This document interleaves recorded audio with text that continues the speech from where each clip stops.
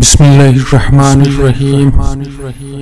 আবু হুরায়রা রাদিয়াল্লাহু আনহু হতে বর্ণিত, তিনি বলেন, আল্লাহর রাসূল সাল্লাল্লাহু আলাইহি ওয়াসাল্লামকে আমি বলতে শুনেছি যে এক মুসলিমের প্রতি অপর মুসলিমের হক 5টি। 1 নম্বর সালামের জবাব দেওয়া, 2 নম্বর অসুস্থ ব্যক্তির খোঁজ খবর নেওয়া, 3 নম্বর জানাজার পশ্চাৎ অনুসরণ করা, 4 নম্বর দাওয়াত কবুল করা, 5 নম্বর হাসিদাতাকে খুশি করা। আলহামদুলিল্লাহর জবাবে ইয়ারহামাকুল্লাহ বলা।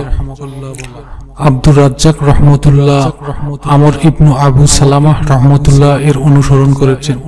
আব্দুর রাজ্জাক রহমতুল্লাহ বলেন, আমাকে মামার রহমতুল্লাহ এরূপ অবহিত করেছেন এবং এ হাদিস সালামাহ রহমতুল্লাহ উকাল রহমতুল্লাহ হতে রিওয়ায়াত করেছেন। এ সম্পর্কিত আরেকটি হাদিস এসেছে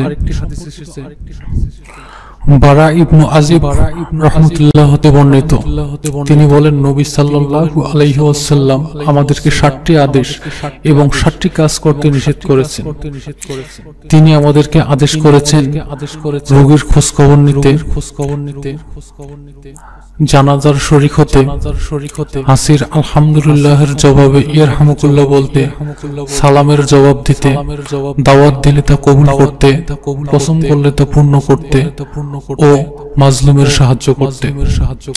এভাবে তিনি আমাদেরকে সোনার আংটি পরতে, রেশমের পোশাক, ইস্তিকবারাক বা মোটা রেশম, দিবাজ বা পাতলা রেশম পরতে, নাও নরম গদিতে বসতে, কাচ্চি ও রূপার পাত্র ব্যবহার করতে, কোনো কোনো বর্ণনায় রূপার পাত্রে পান করতে নিষেধ করেছেন, কেননা যে ব্যক্তি দুনিয়াতে রূপার পাত্রে পান করবে আখিরাতে সে তাতে পান করতে পারবে না।